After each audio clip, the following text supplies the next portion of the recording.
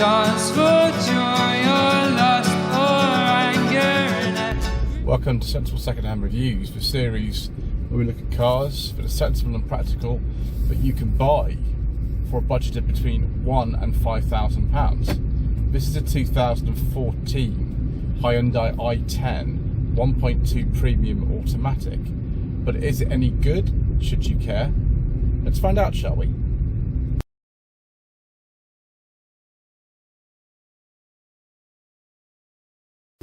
So the Hyundai i10 originally was launched in 2008, and it was a very successful car for Hyundai, particularly in this country, where it was the #1 car, I think, for quite a while on the government's Rapid scheme. It was replaced in 2014 by this second generation model, which was built in Turkey for our market. It's certainly one of the kind of most sensible cars I can imagine anybody buying at this sort of money.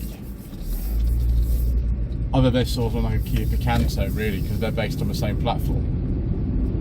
The engine of this one is 4-cylinder 1.2 with 87 horsepower, and it feels very lively indeed, actually. You can also get a 1 litre version of that engine, which has 67 horsepower, and that's also absolutely fine, particularly when you've got both of those with the 5-speed manual. This automatic version is a bit slower, it's a bit less economical, but it's still really good. I like the weight of the steering in this car. I think it's actually much better to drive than you'd imagine it would be. It's very, very good in the bends, actually. The ride is also pretty impressive for a small little cheap car like this.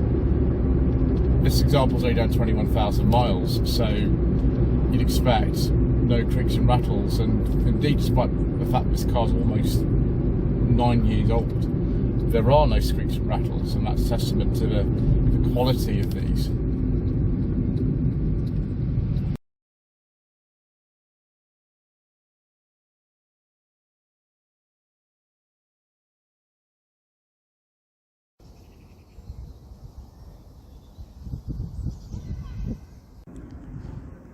So here we are once again, viewers, back on the little common near Chelmsford.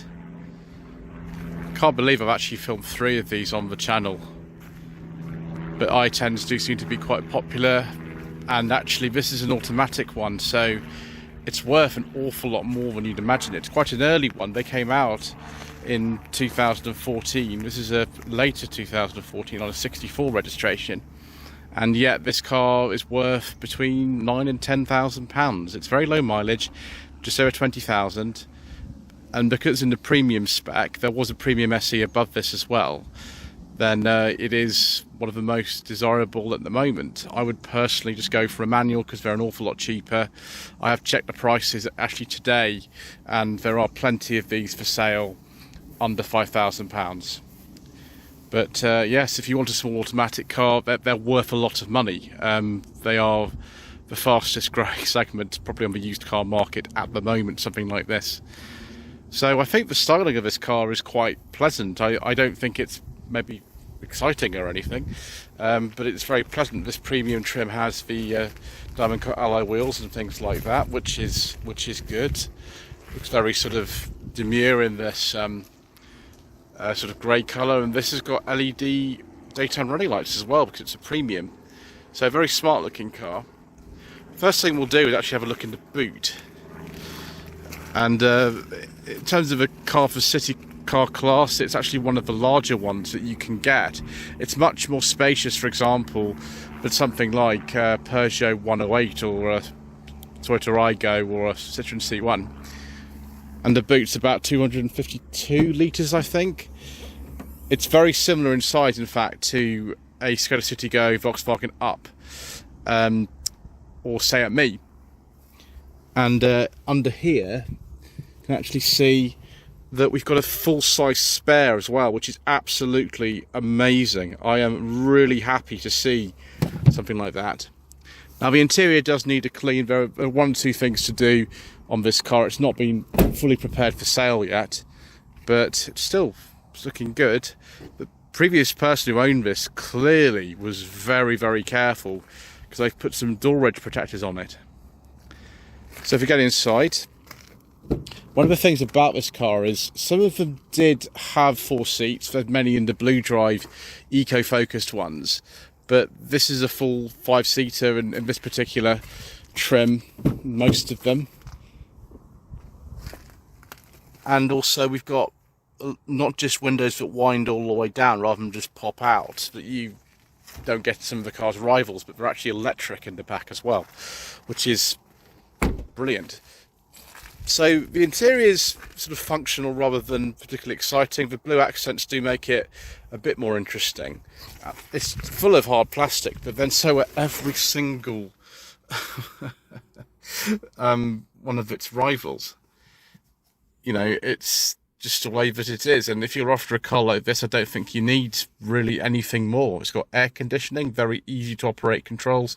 There's automatic gearbox. Actually, you've got something very nice. It's sort of soft closed compartment here. Look at this. That's nice, isn't it? The USB port is in there, so if you want to charge something whilst you're driving and you don't want to see it, then that's great. 12-volt socket in there. Yeah, aux input for the stereo. What more could you possibly need in life? Also got a footrest down there, which I appreciate. Come on, autofocus. There we go. And steering wheel controls. It's actually got a leather steering wheel in this as well, which is really nice. The 2 previous i10s from this generation I've done with both SE models, and they're not as well equipped as this, of course. So yeah, everything that you sort of need here. The only thing I'm not entirely sure this car has got is cruise control, which I would personally quite like, but you know, never mind. Not many cars of this type tend to have it. Full electric windows, of course, and for drivers, one is a power shop window, electric mirrors, all the safety stuff. It's got traction control and stability control and all the airbags you need. Big door pockets for putting bottles in and things like that. See if the secret mission documents will actually go in the glove box. That's what we'll do. Look at that. Brilliant. Eat that, Vauxhall Corsa. Yeah, the seat's nice and comfortable. I mean, I prefer a leather interior, but, you know, who would a leather interior in a car like this apart from me? Big ashtray thing, I'm sure you can put it somewhere else if you don't need it. Otherwise, cup holders, another 12-volt socket there, normal handbrake. You know, what more is it that you need in life? Right, I'll stop posing philosophical questions to myself, and I will get into back viewers, because that's what we have to do, don't we? Come on, autofocus. Okay. So these cars were actually built for our market in Turkey. They were built in all sorts of different parts of the world, but one's for our market from Turkey, and it feels a very well-made car for the price, I would say.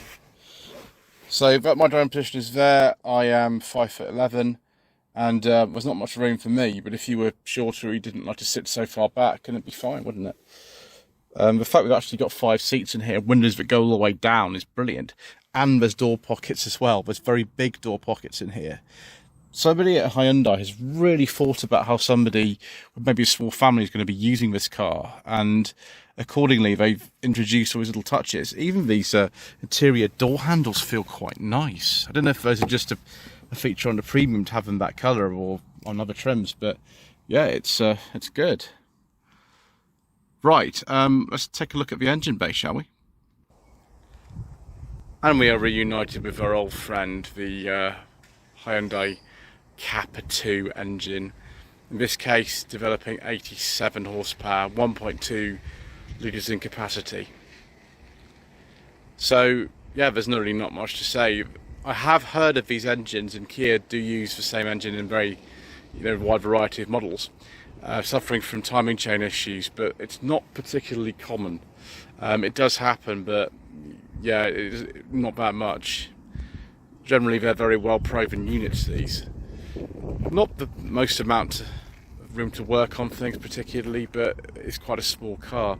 There is a 1 litre, of course, available as well. It has 67 horsepower. Yes, probably not going to be interested too much in working with yourself you own one of these cars. You just want it to be dependable in general, and that's what they are. Right, time to go for another drive, I think. Lloyd Vehicle Consulting stickers, t-shirts and mugs are available by clicking the link to the Google form in the video description below.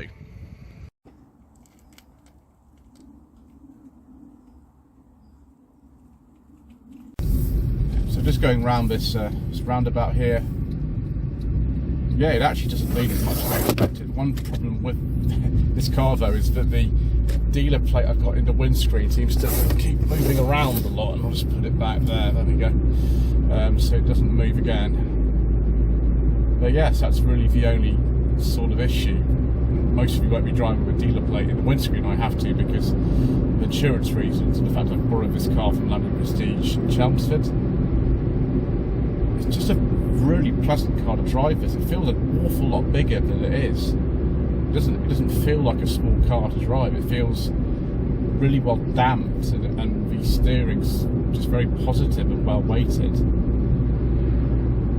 It's really surprising actually how nice these are. And I knew they were. I've not driven one for a couple of years. I've driven 1 litre in July 2021 and then a 1.2 in September 2021. And so I have driven these before, but actually this is a really good car, and I know why people absolutely adore these. I'd have to drive a Picanto as well of the Mark II variety to be actually sure which one of those is better, but this is a superb little car. There's not really much else to say than that.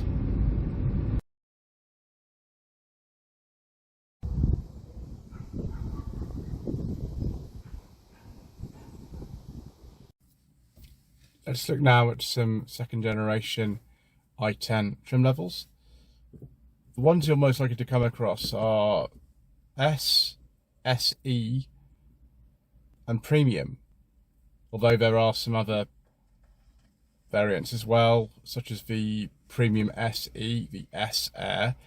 I think the S Air is exactly what you think it is. It's a base model with air conditioning. It's also a Play model that was like a run-out model in 2020, and then the Go Edition and Go SE. The car was made in all sorts of random different places, such as Turkey, like this one, India, Ecuador, Vietnam, Algeria, Iran, and Mozambique. I think it's the first time I've ever heard of, a car that we have generally on the European market here actually being made in Mozambique, but that's fantastic. These are known actually as the IA or BA i10s. I don't know particularly why, I just called them Mark II myself. And they are one of the most sensible second-hand cars that you can buy. Should you consider one of these for your budget of between £1,000 and £5,000? Absolutely, yes. No question at all. I prefer the higher spec models. Like this one, I go for a manual rather than an auto, particularly because the autos are a fair bit slower and they're less economical than the manuals. But you might need a small automatic car, and this is one of the best ones you can actually get. Anyway, thank you ever so much indeed once again for watching. Please don't forget to subscribe to the channel, like this video in the comment below. Thank you to Dale and Simon at Land Prestige for letting me have a go in this today, and we shall see you again soon for more reasonably priced motoring.